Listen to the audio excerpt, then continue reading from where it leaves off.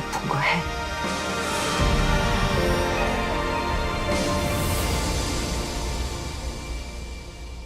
네, 안녕하세요. 신규주입니다. 문화로 읽는 경제 두 번째 시간인데요. 조커로 경제를 읽어봤었죠. 이번에는 논란의 영화고 화제의 영화인 82년생 김지영을 통해서 경제, 경영, 특히 여성 CEO와 기업, 문화 이런 것들에 대한 분석을 해볼까 싶어서 영화를 딱 골랐습니다. 400만 원 향해 가고 있어요. 영화를 보겠다, 안 보겠다 뭐 이런 얘기를 하시는 분들이 있어서 흥행에 어떻게 영향을 미칠까 생각했는데 굉장히 많은 분들이 공감을 하고 계시고요. 오시는 분들이 꽤 있더라고요. 이 정도로 공감을 일으키고 있다면 저는 의미가 크다고 할 수 있겠는데 기업 문화에서 갖고 있는 메시지가 무엇인지를 알아보려고 합니다. 이 주인공은 대한민국의 평범한 여성이고 커리어 우먼입니다. 그 결혼 이후에 아이를 키우는 문제 때문에 경력이 단절되죠. 한국에서 경력 단절을 경험하는 여성이 상당히 많은데요. 이것이 개인한테 어떤 영향을 미치는지 그런 앵글로 읽어보려고 합니다. 주인공은 김지영이죠. 그런데 저는 이 영화에서 또 다른 여성에게 주목해 볼까 싶어요. 그 인물은 바로 김 팀장입니다. 김 팀장은 이 영화 안에서 김지영의 롤모델로 등장하는데요. 중요한 질문을 던지게 됩니다. 왜 82년생 김지영들은 김 팀장을 모델로 삼게 되는가? 회의 장면을 기억하시는 분들이 많이 있으실 거예요. 영화 보신 분들은. 지금 40대 중반들이고요. 조직에서 임원급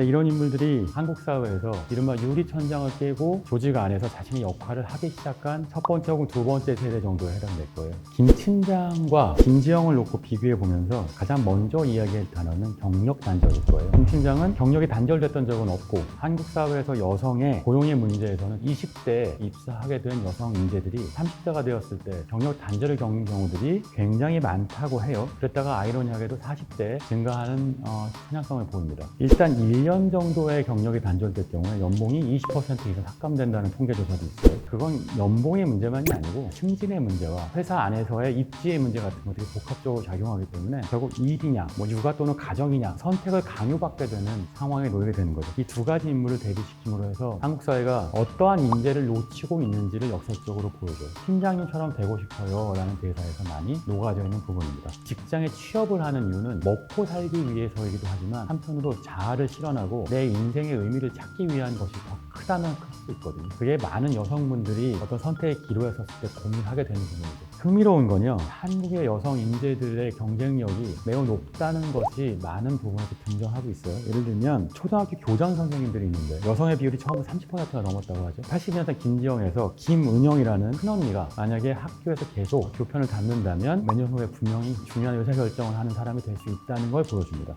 공무원은 45%가 여성이고 외무고시는 70% 가까이가 여성 인재가 등용되고 있어요. 사법고시도 40%, 전체 의사의 25%도 여성, 한의사도 20%가 여성이에요. 보통 경제를 다룰 때 지금 현재 상황보다 더 중요한 건 추세인데 직업, 특히 전문직 영역에서의 여성의 숫자가 정말 증가 추세에 있는 거죠. 한국의 기업 안에서 75년생 김 팀장, 72년생 김 이사, 62년생 김 사장 이런 여성 임원들, 여성 CEO급을 찾기는 매우 어렵습니다. 국내 상장사의 여성 임원 비율이 한 4% 정도 된다고 하는데 조직 안에서 여성 임원이 리더십을 발휘하게 되는 데까지 굉장히 어렵다는 걸 보여줍니다. 여전히. 특히 요즘 한국은 스타트업, 창업이라고 하는 영역에서 여성 CEO들의 역할들이 굉장히 중요해지는데요. 기존 기업 조직 안에서 여성 인재들이 충분히 활용되지 못하거나 기회가 충분히 주어지지 않으니까 역설적으로 이들이 그 출중한 능력을 갖고 밖에 나가서 자신들의 길을 개척함으로 해서 그 시장이 훨씬 커지는 순기능을 발휘하게 되는 거죠. 회사가 힘들어졌을 때 노키아에서 나왔던 인재들이 핀란드 경제의 게임 산업을 이끌었던 경험이 있습니다. 인재가 조직받고 나갔을 땐 기업한테는 손실이나 국가 경제 전체에는 이득이 되는 경우들이 있어요. 한국보다는 오히려 여성 인재들의 등용률이 높다고 하는 국가에서조차도 여성들이 자신의 길을 스스로 개척해야만 했고 그 덕분에 더 강해진 사례들, 저는 한국에서도 앞으로 10년 사이에 그런 일들이 많이 벌어질 거라고 생각하고요.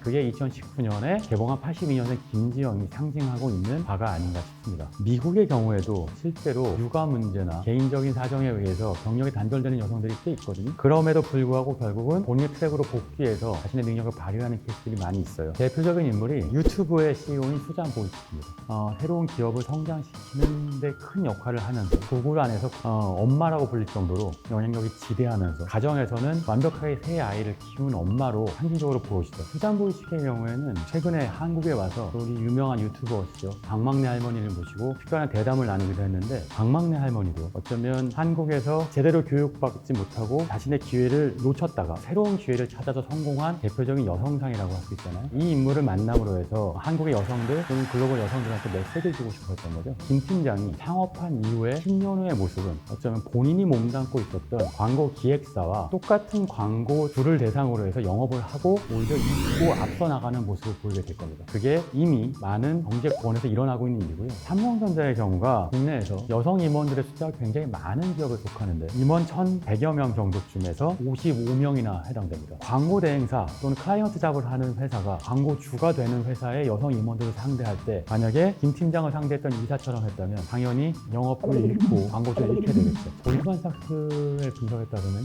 앞으로 10년 후 5년 안에 여성의 최고 경영자들이 더 많이 증가하고 기업 참여가 더 증가할 경우에 GDP가 14%가 증가할 거라는 분석도 내놨어요. 한국이 여전히 성장 잠재력을 갖고 있다는 뜻이죠. 그거는 여성의 기업 참여 또는 경영 참여라고 하는 걸로 정리해서 말씀드릴 수 있을 것 같아요. 실제로 통계 안에서 최근 5년 동안 여성 임원이 증가한 기업을 조사했을 때 한국 안에서입니다. 한 명도 여성 임원이 없거나 증가한 적이 없는 기업보다 수익률이 2배 이상 증가했다는 통계가 있어요. 이것만 놓고 봤을 때도 한국 기업들이 어떤 숙제를 풀어야 하고 숙제를 풀면 얼만큼의 성과를 낼 수 있는지를 보여주죠. 82년생 김지영이 나를 잃어가는 트라우마를 겪게 되느냐? 바로 실패해서 벗어나고 성공했던 롤모델을 찾지 못했고 가족 안에서 그것을 공감할 수 있는 사람들을 쉽게 찾지 못했기 때문이었어요. 그 역할을 할 수 있을 거라고 생각했던 75년생 김 팀장과 자신은 너무 많은 거리가 떨어져 있다고 본 거죠. 나는 육아를 해야 되고 집에서 애를 봐줄 사람이 없는데 김 팀장님은 모든 걸 희생하고 엄마로서의 자아를 잃고 나서야 저 자리에 올랐는데 나는 저럴 수 없는데 어떻게 해야 하는가라는 숙제에서 할 수 없다라고 하는 좌절을 느끼게 되는 거예요.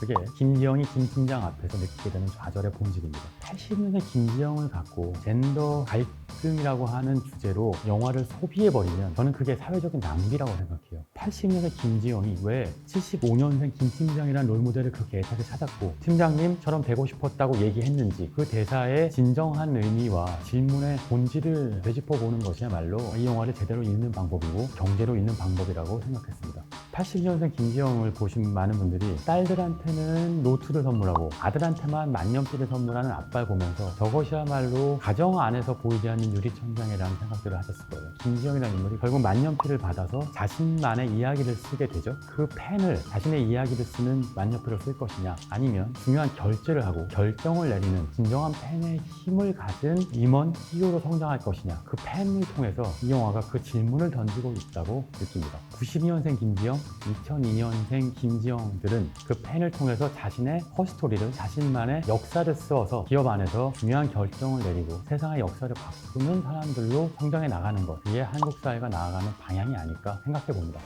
지영아, 너 하고픈 거 해.